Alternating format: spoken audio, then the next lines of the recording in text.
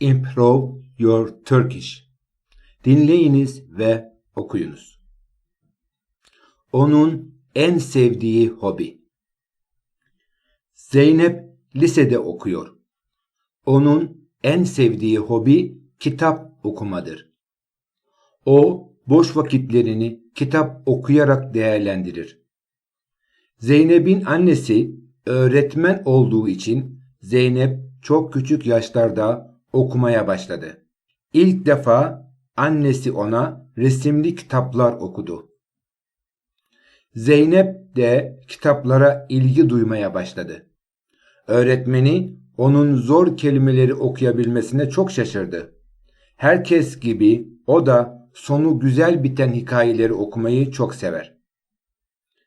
Zeynep gizem dolu dedektiflik hikayelerini okurken çok heyecanlanır. Sevdiği yazarların hikayelerini okurken onların hayal dünyalarında seyahat eder. Zeynep kitap okumanın birçok faydasının olduğunu düşünür.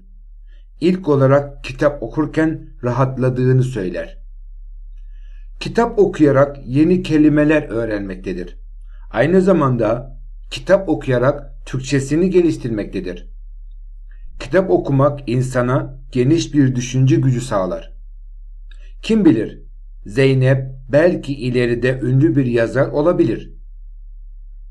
Zeynep okuduğu kitaplardan dünyadaki farklı ülkelerin kültürleri ve milli kıyafetleri hakkında da bilgi sahibi oluyor. Önceleri 15 dakika kitap okuyan Zeynep şimdi 1 saatten az kitap okumuyor.